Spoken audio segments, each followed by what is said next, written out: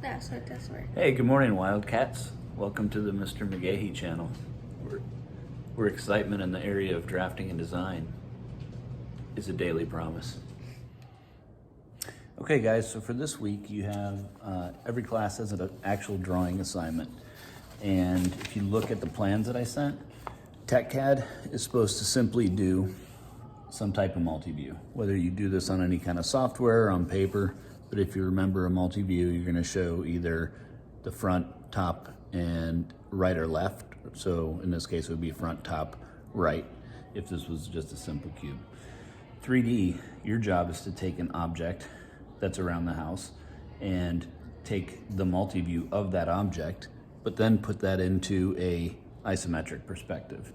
And if you remember, when we look at something in an isometric, we have the first two lines being the front and right, which we would call a vanishing line at 30 degrees. This is a 30, 60, 90 square, and you can see that based on just even a hand sketch, it's pretty close. Engineering's assignment is going to be to take an object from around the house, sketch it in an isometric viewpoint, and then go ahead and make a simple change to it. So what are the objects and the tools that we're going to need for this? In this case, the objects can be pretty simple. Just a stapler, okay? TechCAD could take this stapler and draw this from the front, from the top, and then from the side. Another object you could use, a lot of you guys have at home, would be your calculator or a computer mouse. There's not a lot of detail on this, but there's a mouse roller, two buttons, some things on the bottom, a Bluetooth speaker. This one would be pretty straightforward, a good way that you could put some detail on it. It could even be an old antique car or delivery truck. All right, so that's part one. Part two is how are you gonna draw it? Well, if you have any kind of freeware, and I'm gonna put out a link to SketchUp this week or for next week, you can use some type of online CAD software. If you don't, paper. If you have a ruler, that is perfect. Any kind of ruler really works. If you don't have a ruler, even a carpenter square that you could find maybe in a garage or a basement. This could even be something that you draw, that you choose to draw. This is a speed square. Obviously some pens, and I put out earlier about using graph paper, and some of you guys may not have graph paper and you may be stuck at home not able to get graph paper. So can you make graph paper? In this case, I just took a stick and I punched a couple holes in it. Okay, this could be a piece of cardboard or anything else. Now in this case, you can take whatever you're using and put holes in it, whatever locations you want, to make whatever scale graph paper you want. So if I just put a dot right here, and then I take a pencil, another one, and put another dot,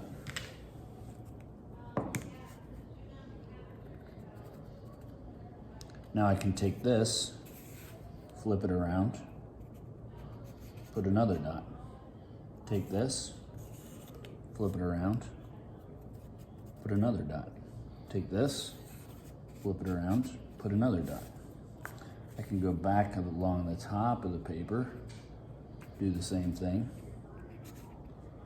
flip it around, go on the other side, put a dot, and then I'm not going to keep doing this over and over just for a video, because it would take a year.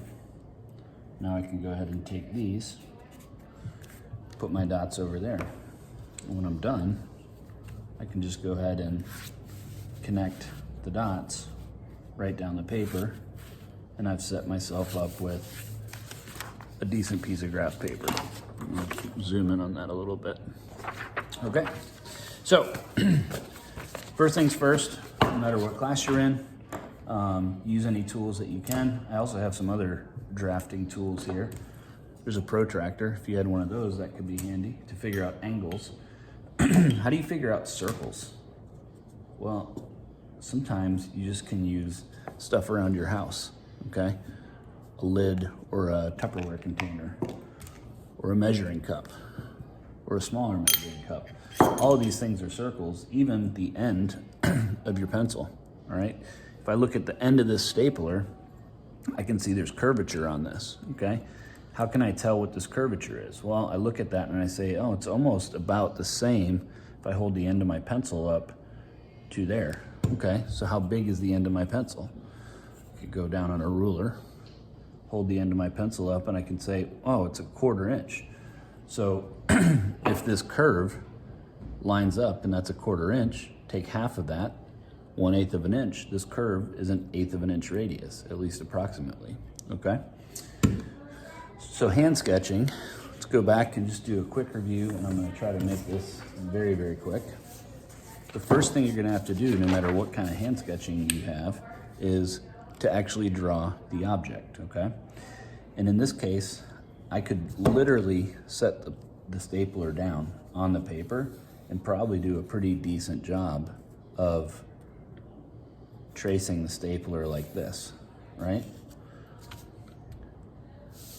Not a bad deal. But what we're asking you guys to do is to go and use measurements to go ahead and construct a good drawing. So in this case, what I can do is just hand sketch it. Say, okay, that's about that big. Now I'm gonna come around this radius and I'm gonna point that out to myself because that's a measurement I'm gonna need. And now I'm gonna come downhill this way. And you guys can see when I'm hand sketching stuff too, instead of trying to draw a perfectly straight line, I'm gonna go ahead and kind of hash my lines like this, just when I'm getting the sketch together. Why am I doing that? Well, because I can actually get a straighter line that way, okay? I can see on this back portion of the stapler that I have an angle of some sort. So I'm gonna put a note to myself right there to go ahead and put an angle and measure that for an angle. And then it looks like I have almost a curve at the end of that angle, okay? And then that continues straight into there.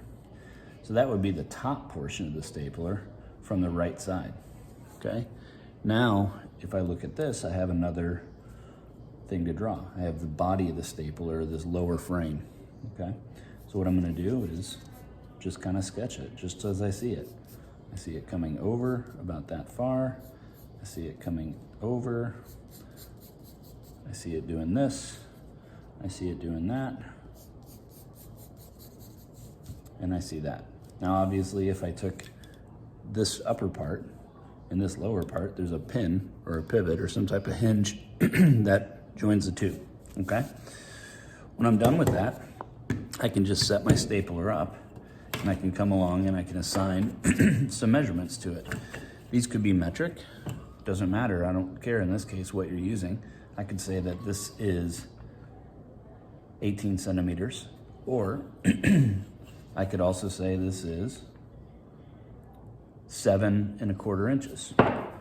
And what do I do there? Maybe a good thing to do is to put this in a different color, draw a line, 7 1/4 inches. Okay?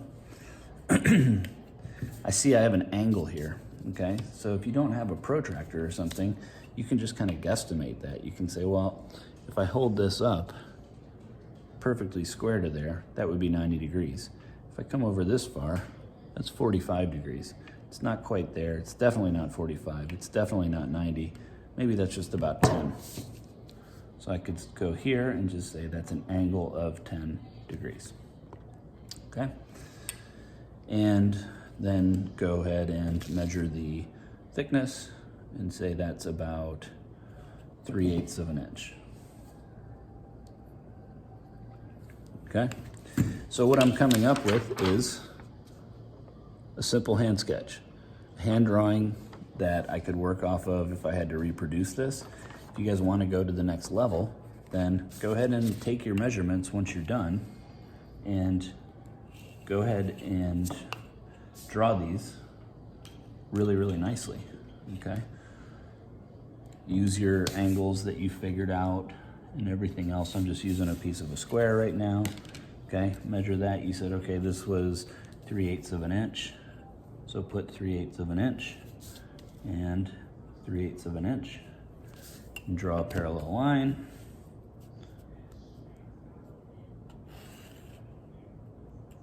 We're not using AutoCAD for this, but we are coming out with a pretty professional drawing at the end. From a simple hand sketch with measurements to nice crisp lines.